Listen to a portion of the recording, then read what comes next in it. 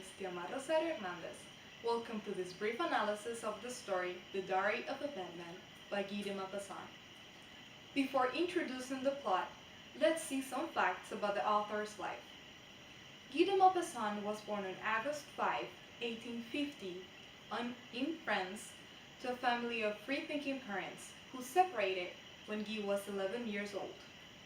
At age 13, he received his first education from the church, which he didn't like, so he orchestrated his expulsion.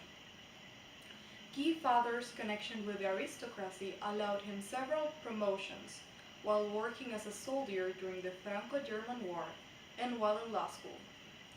He maintained an affectionate relationship with the renowned author Gustave Flaubert, who was like a father for him. Gustave taught him about writing styles and introduced him to the circle of other renowned authors of the time. Despite the good life he had, Guy suffered the death of his friend Gustave, the diagnosis of syphilis, and the death of his brother. He was interned in Dr. Blanche's nursing home in Paris for trying to commit suicide, where he died days later. Now, let's get to our story. In the Diary of the Madman, after the death of a greatly respected magistrate, the notary finds some papers in his desk.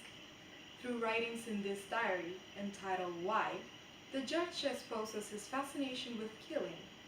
He is so thrilled about it that he ends up surrendering to this desire. There are 6 important characters, and most of them only have external characteristics.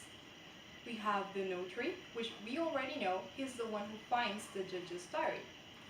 Jean is the judge's servant and one of his emotional victims, because the judge sent him on errands so he could kill his bird. The little child is the judge's first human victim, and the fisherman is the last victim mentioned.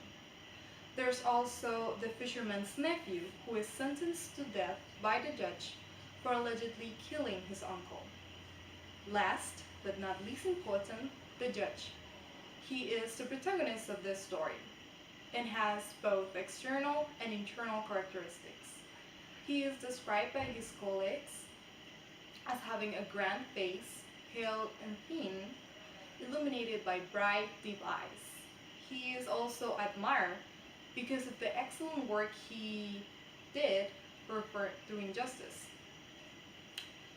Also, he believed nature is the killing of humans, and he discovers pleasure in doing so. Since most of this story is revealed through notes in a diary, organized by date, it develops in chronological order. The events told took place in France during the 1850s. We can say it is a rural area or a small town because of the presence of a near forest and a river. With respect to the emotional atmosphere, it is suspenseful and mysterious. As the story unfolds, readers are left with the uncertainty of knowing, what is this man, who is increasingly amazed by the thought of killing someone, going to do? Well, there are 2 themes that interest me the most. Number 1, the judge is insane.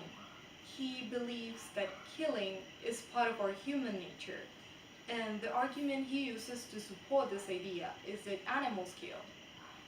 But he's forgetting that animals kill because they need it for their survival. We, instead, kill out of rage, vengeance, pleasure. The list goes on. And number 2, it shows that justice can be manipulated. In this story, the judge uses his authority and his reputation to condemn innocent people for the crimes he committed. This action also represents the situational irony of the story. A judge everyone thought as a person of incomparable morals turned out to be a murderer. Regarding to the story's stylistic devices, it possesses an informal diction. Its sentences are mainly short, which results in a quick narration of the events, but it also contains long descriptive sentences. The narrator introduces us to the judge by describing him as a majestic person. However, he then said, But listen to this strange paper found by the notary in the desk where the judge had kept filed the records of great criminals. It exposes the tone of scandal and reprobation. The predominant sensory image is visual, alluding to blood. For example, oh, he bled, this one, rose-colored blood.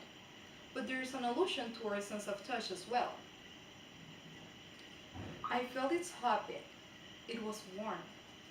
The use of figurative language is also present. We have metaphor as in, it's a grain of life that moves on earth. Here, a human is compared to a grain of life. There's also simile, as in the sentence, the wish to kill him intoxicated me like wine. Finally, the sentence, she seems to cry in all her unconscious acts, is an example of personification where nature is given the ability of crying. Well, that's all for today. Thanks for watching this video. I hope you find this information useful. If you have any doubts or questions, feel free to let me know. See you next time.